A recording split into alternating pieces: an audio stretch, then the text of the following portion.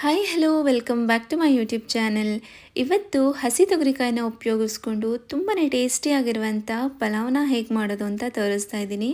ಇದು ಬೆಳಗ್ಗೆ ತಿಂಡಿಗೆ ಹಾಗೆ ಮಧ್ಯಾಹ್ನ ಊಟಕ್ಕೆ ಮಕ್ಕಳಿಗೆ ಲಂಚ್ ಬಾಕ್ಸ್ಗೂ ಕೂಡ ತುಂಬಾ ಚೆನ್ನಾಗಿರುತ್ತೆ, ತುಂಬಾ ಟೇಸ್ಟಿಯಾಗಿರುತ್ತೆ.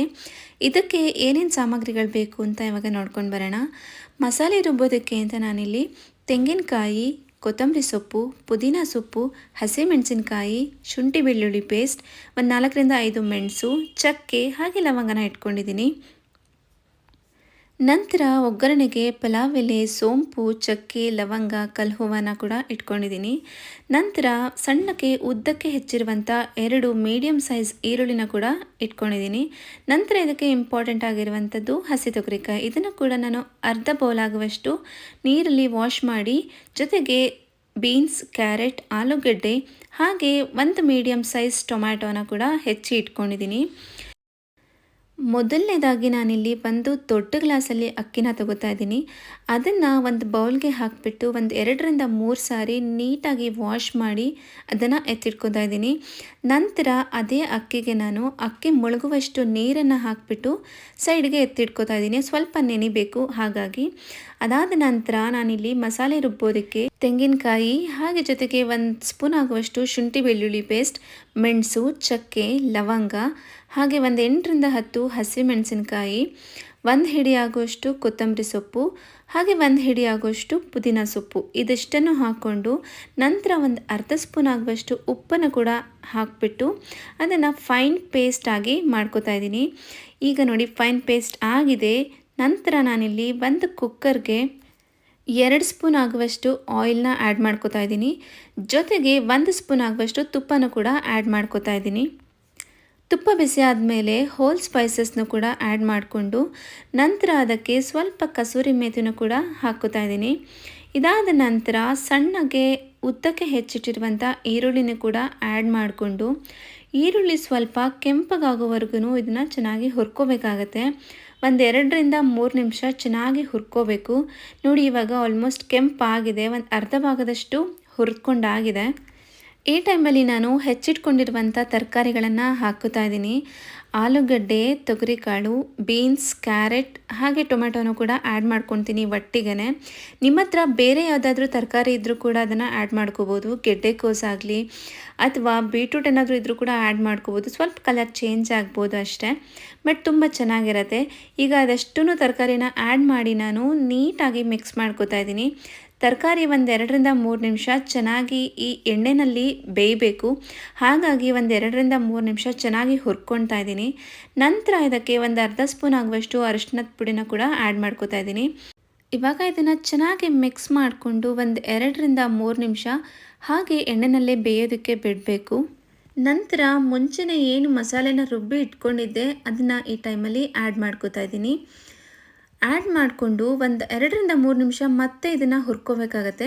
ಯಾಕೆಂದರೆ ನಾವು ರುಬ್ಬೋದಕ್ಕಿಂತ ಮುಂಚೆನೇ ಎಲ್ಲನೂ ಹುರಿದ್ಬಿಟ್ಟು ರುಬ್ಬಿದ್ದಿದ್ರೆ ಇನ್ನು ಅಷ್ಟೊಂದು ಹುರ್ಕೊಳ್ಳೋ ಅವಶ್ಯಕತೆ ಇರಲಿಲ್ಲ. ಬಟ್ ನಾನು ಯಾವುದನ್ನು ಮುಂಚೆ ಹುರ್ಕೊಂಡಿರಲಿಲ್ಲ. ಸೊ ಹಾಗಾಗಿ ಶುಂಠಿ ಬೆಳ್ಳುಳ್ಳಿ ಪೇಸ್ಟ್ ಎಲ್ಲ ಇರುತ್ತಲ್ವ, ಅದೆಲ್ಲ ಹಸಿ ವಾಸನೆ ಹಾಗೆ ಇರುತ್ತೆ. ಸೊ ಹಾಗಾಗಿ 2ರಿಂದ 3 ನಿಮಿಷ ಚೆನ್ನಾಗಿ ಫ್ರೈ ಮಾಡಿದ್ರೆ ಅದರಲ್ಲಿರುವಂಥ ಹಸಿ ವಾಸನೆ ಎಲ್ಲ ಹೋಗುತ್ತೆ. ಹಾಗೆ ತರಕಾರಿಗೂ ಕೂಡ ಮಸಾಲೆ ಚೆನ್ನಾಗಿ ಹಿಡಿಯುತ್ತೆ. ಇವಾಗ ನೋಡಿ ಆಲ್ಮೋಸ್ಟ್ 2ರಿಂದ 3 ನಿಮಿಷ ಆಗಿದೆ. ಎಲ್ಲದೂ ಕೂಡ ಚೆನ್ನಾಗಿ ಬೆಂದ್ಕೊಂಡಿದೆ. ಈ ಟೈಮಲ್ಲಿ ನಾನು ನೀರನ್ನು ಆ್ಯಡ್ ಮಾಡ್ಕೋತಾ ಇದ್ದೀನಿ.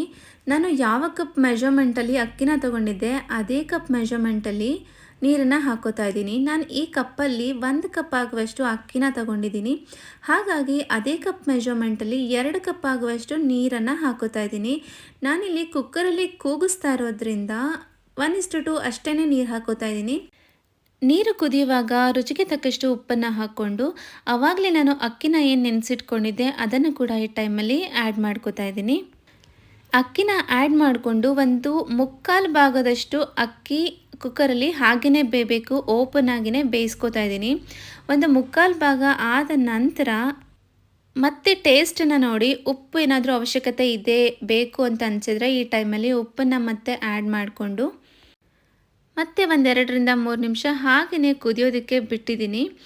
2ರಿಂದ 3 ನಿಮಿಷ ಆದಮೇಲೆ ನೋಡಿ ಈ ಕನ್ಸಿಸ್ಟೆನ್ಸಿ ಬಂದಿರುತ್ತೆ. 1/4 ಭಾಗದಷ್ಟು ಬೆಂದಿರುತ್ತೆ. ಈ ಟೈಮಲ್ಲಿ ಕುಕ್ಕರ್ ಲಿಡ್ಡನ್ನು ಕ್ಲೋಸ್ ಮಾಡಿಬಿಟ್ಟು ಮೀಡಿಯಮ್ ಫ್ಲೇಮಲ್ಲಿ ಒಂದು ವಿಷಲ್ನ ಹಾಕಿಸ್ಕೊತಾ ಇದ್ದೀನಿ. ಜಸ್ಟ್ ಒಂದು ವಿಷಲ್ ಅಷ್ಟೇ ಸಾಕಾಗತ್ತೆ. ಈಗ ವಿಷಲ್ ಕೂಡ ಆಗಿ ಒಂದು 10 ನಿಮಿಷ ಕೂಡ ಕಳೆದಿದೆ. ಇವಾಗ ಕುಕ್ಕರ್ ಲಿಡ್ಡನ್ನು ನಾನು ಓಪನ್ ಮಾಡ್ಕೋತಾ ಇದ್ದೀನಿ. ಓಪನ್ ಮಾಡಿದ ನಂತರ ತೊಗರಿ ಕಾಳ್ದೇ ಘಮ ತುಂಬ ಚೆನ್ನಾಗಿ ಬರ್ತಾಯಿತ್ತು. ಆ್ಯಂಡ್ ನೋಡಿ ಇಷ್ಟೇ ತುಂಬಾ ಸಿಂಪಲ್ಲಾಗಿ ಕ್ವಿಕ್ಕಾಗಿಯೇ ಮಾಡ್ಕೋಬೋದು. ಮಕ್ಕಳಿಗಂತೂ ಲಂಚ್ ಬಾಕ್ಸ್ಗೆ ತುಂಬ ಚೆನ್ನಾಗಿರುತ್ತೆ. ಆ್ಯಂಡ್ ಯಾವ್ಯಾವ ಸೀಸನಲ್ಲಿ ಯಾವ್ಯಾವ ಕಾಳು ಹಸಿ ಕಾಳುಗಳೆಲ್ಲ ಸಿಗುತ್ತಲ್ವ, ಅದನ್ನೆಲ್ಲ ಉಪಯೋಗಿಸ್ಕೊಂಡು ಈ ಥರ ರೈಸ್ ಬಾತ್ಗಳನ್ನ ಮಾಡ್ತಾಯಿದ್ರೆ ತುಂಬ ಚೆನ್ನಾಗಿರುತ್ತೆ. ಒಂದೊಂದು ಪಲಾವ್ ಕೂಡ ಒಂದೊಂದು ಥರ ಟೇಸ್ಟ್ ಬರುತ್ತೆ. ನೀವೇ ನೋಡ್ತಾ ಇರ್ಬೋದು ಎಷ್ಟು ಚೆನ್ನಾಗಿ ಉದುದ್ರಾಗಿ ಪಲಾವ್ ಬಂದಿದೆ ಅಂತ. ನೋಡೋದಕ್ಕೆ ಎಷ್ಟು ಚೆನ್ನಾಗಿದೆಯೋ ಹಾಗೆ ತಿನ್ನೋದಕ್ಕೂ ಕೂಡ ತುಂಬಾ ಚೆನ್ನಾಗಿದೆ, ತುಂಬಾ ಟೇಸ್ಟಿಯಾಗಿ ಕೂಡ ಇತ್ತು. ಇವಾಗ ಪಲಾವ್ನ ನಾನು ಒಂದು ಪ್ಲೇಟ್ಗೆ ಸರ್ವ್ ಮಾಡ್ಕೋತಾ ಇದ್ದೀನಿ. ಪಲಾವ್ ಜೊತೆಗೆ ನೀವು ಸೈಡ್ ಡಿಶ್ ಆಗಿ ಮೊಸರು ಬಜ್ಜಿನ ಕೂಡ ಮಾಡ್ಕೋಬೋದು.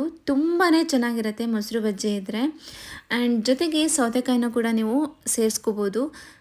ಇಷ್ಟೇ ತುಂಬಾ ಸಿಂಪಲ್ಲಾಗಿ ಕ್ವಿಕ್ಕಾಗಿ ಹೆಲ್ದಿಯಾಗಿ ಹಸಿ ತೊಗರಿಕಾಯಿ ಪಲಾವ್ ರೆಡಿಯಾಗಿದೆ.